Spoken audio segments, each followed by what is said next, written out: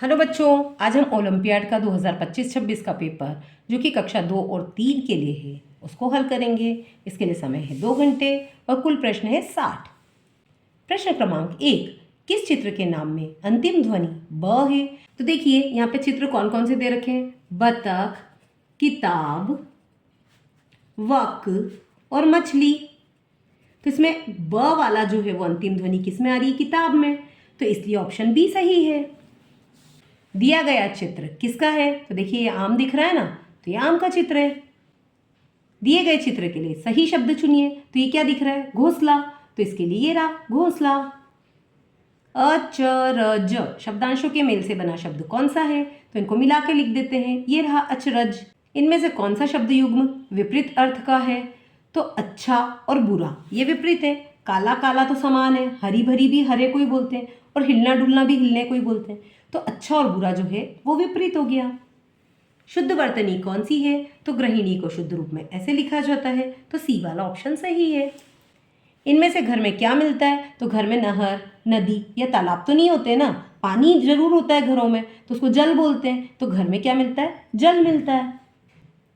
Sohan football वाक्य को भूतकाल बनाने के लिए क्या जोड़ेंगे? तो सोहन फुटबॉल खेल रहा था, ये भूतकाल हो जाएगा क्योंकि वो खेल रहा था।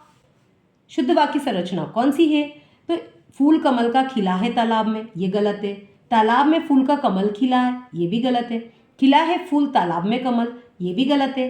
कमल का फूल तालाब में खिला है, कमल का फूल तालाब में खिला है, तो ये सही है। तो ऑप्शन डी सही है। आपका नाम क्या है वाक्य में किस विराम चिन्ह का प्रयोग करेंगे? तो आपका नाम पूछ रहे हैं ना, तो प्रश्न है तो प्रश्नवाचक का यूज करेंगे। तो बी वाले पे ये प्रश्नवाचक बना हुआ है। प्रश्न क्रमांक 11, अरे आप आ गए वाक्य में किस विराम चिन्ह का प्रयोग किया गया है? तो देखिए ये जो चिन्ह है इसको बोलते हैं विस्मयादिक बोधक। तो ये सी पे लिखा हुआ है विस्मयादि बोधक, तो इसको अपन सही लगा देंगे। बगीचे में पके और मीठे आम लगे वाक्य में आम की क्या विशेषता है? तो आम को कैसा बताया, पका हुआ और मीठा, तो ये रहा आम पके और मीठे हैं, बी वाला। अलग ध्वनि वाला शब्द चुनिए। तो देखो रेल, खेल, मेल, ये एक जैसा पढ़ रहे हैं ना। मले ये अलग हो गया, तो इसलिए इसको अपन टिक कर देंगे मले को। बच्चे मैदान में खेल रहे हैं वाक्य में बहुवचन है। तो देखो बहुवचन मतलब बहुत सारे, तो बच्चे बहुत सारे होते हैं ना, मैदान तो एक ही है, खेल भी खेल रहे हैं, तो बच्चे इसमें बहुवचन है, तो बी वाले पे टिक करेंगे, बच्चे पे। किशोरी शब्द में क्रमशः किन किन मात्रा का उपयोग किया गया है? देखो पहले छोटी ई की मात्रा है, फिर ओ की मात्रा है, फिर बड़ी ई की मात्रा है। तो ये रहा छोटी ई, ओ और बड़ी ई, ये सी पे है। निम्नलिखित अनुच्छेद को पढ़कर दिए गए प्रश्नों के उत्तर दीजिए। एक दिन की बात है, सुबह के 7 बजे थे। 7 हाथी साथ साथ वन में घूमने आए। 7 में से एक हाथी शरारती था, उसने कहना नहीं माना और बाघ की गुफा की ओर जाने लगा। यह देख एक हाथी ने उसे जोर से आवाज दी। अचानक गुफा में बाघ नींद से जागा। सभी हाथी बाघ को देखकर गुफा की तरफ दौड़े। बाघ 7 हाथियों को एक साथ देखकर वापस अपनी गुफा में घुस गया। बाघ वापस सो गया। बाघ गुफा में क्या कर रहा था? तो देखो बाघ गुफा में सो रहा था। यहाँ देखो लिखा हुआ ना, बाघ नींद से जागा, तो मतलब वो सो रहा था। बाघ वापस क्यों चला गया? तो देखो बाघ 7 हाथियों को एक साथ देखकर वापस अपनी गुफा में घुस गया, मतलब वो हाथियों से डर कर चला गया। हाथी कब घूमने आए? देखो हाथी सुबह के 7 बजे घूमने आए थे, तो ये सुबह के समय आए। अचानक शब्द में कितनी ध्वनियां हैं? देखो अचानक, तो 4 ध्वनियां हैं। अनुच्छेद में किस शब्द का प्रयोग सबसे अधिक बार हुआ है? तो यहाँ पर हमको गिनना पड़ेगा कि गुफा कितनी बार आया है, बाघ कितनी बार आया है, हाथी कितनी बार आया है और 7 कितनी बार आया है। तो देखो यहाँ पर हम पहले गुफा शब्द को गिनते हैं। ये रहा 1, 2, 3, 4, 4 बार गुफा आया है। फिर बाघ को गिनते हैं, 1, 2, 3, 4, 5, 5 बार बाघ आया है। फिर हाथी को गिनते हैं, 1, 2, 3, 4, 4 बार हाथी आया, एक बार हाथियों आया है। फिर 7 को गिनते हैं, 1, 2, 3,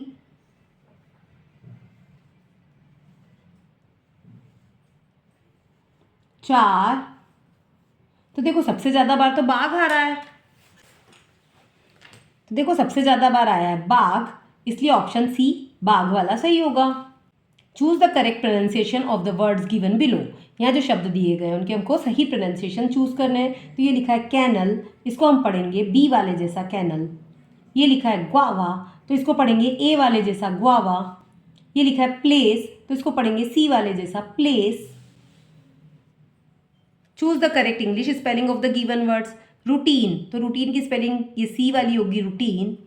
फिर लीफ, तो लीफ की ये बी वाली स्पेलिंग होगी लीफ। फिर फ्रॉग, तो फ्रॉग की ए वाली स्पेलिंग होगी फ्रॉग। फिर यहाँ पर choose the correct option to fill in the missing letters. हमको सही ऑप्शन भरने जिससे कि ये शब्द सही से भरा जाए। तो ये लिखा है शिक्षक, शिक्षक को बोलते हैं टीचर, और टीचर की सही स्पेलिंग होती है डी वाली TEACHER। फिर दिखा है आदर, आदर को बोलते हैं रेस्पेक्ट, और रेस्पेक्ट की सही स्पेलिंग है ए वाली RESPECT। Choose the correct rhyming words.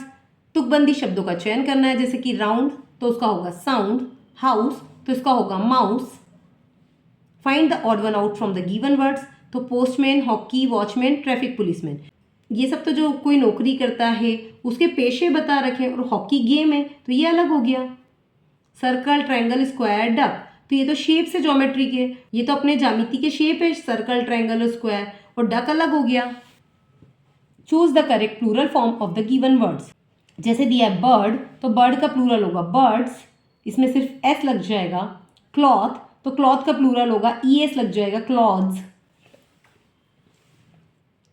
Choose the correct synonym for the given word. यहाँ दिया है स्टिच, स्टिच का मतलब होता है सिलना, और सीव का मतलब भी होता है सिलना, तो ये दोनों सिनोनियम्स हो जाएंगे, पर्यायवाची शब्द। Choose the correct antonym for the given words. तो क्लाइम का मतलब होता है चढ़ना, और फॉल का मतलब होता है गिरना, तो ये दोनों एक दूसरे के उल्टे हो गए। क्लाइम मतलब चढ़ना और फॉल मतलब गिरना, तो ये एंटोनियम हो गए। स्लो, स्लो का उल्टा होता है फास्ट, स्लो मतलब धीरे और फास्ट मतलब तेज। Choose the correct punctuation mark. How old are you, तो ये प्रश्न पूछ रहे हैं इसलिए प्रश्नवाचक चिन्ह ए पे है जो वो लगेगा। See the pictures below and tick the correct option.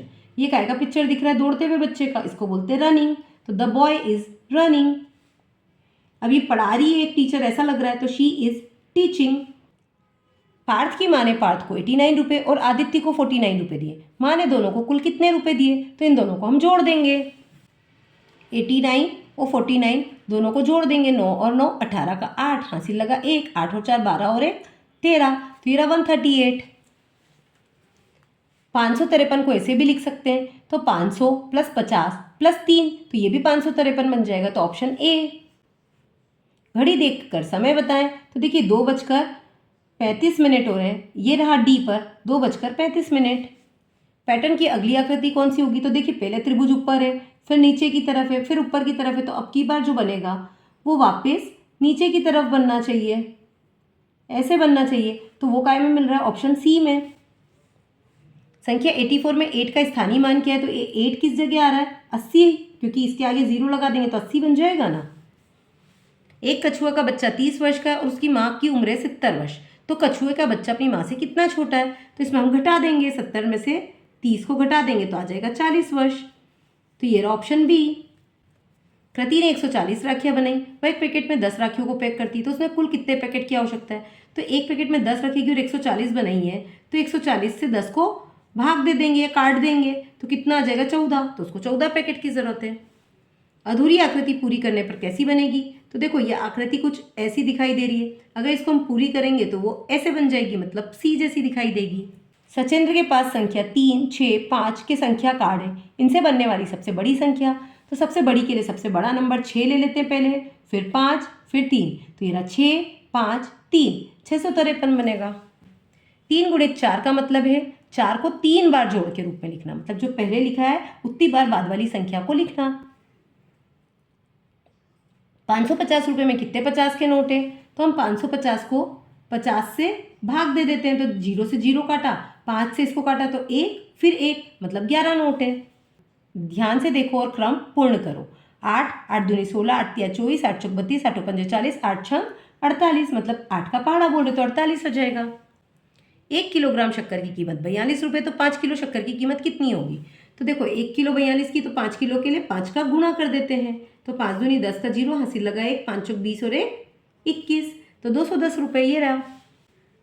एक स्कूल में 50 बच्चे हैं, प्रत्येक बच्चे को 2-2 लड्डू बांटना है। अगर 1 किलोग्राम में 20 लड्डू आते तो कितने किलोग्राम लड्डुओं की आवश्यकता होगी?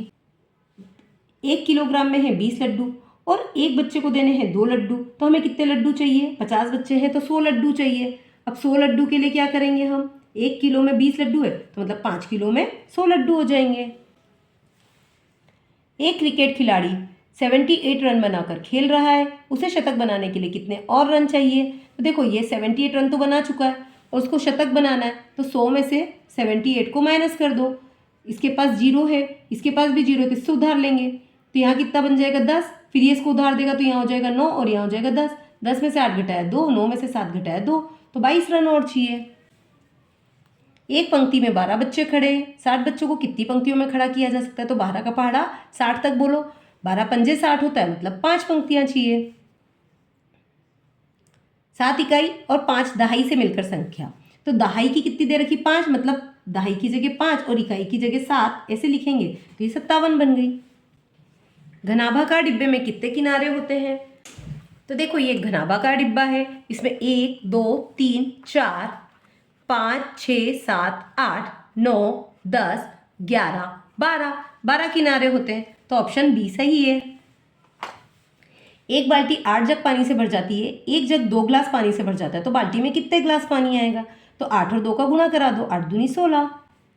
किस आकृति में घुमावदार रेखा है? तो देखो इसमें घुमावदार दिख रही है ना, तो ऑप्शन बी।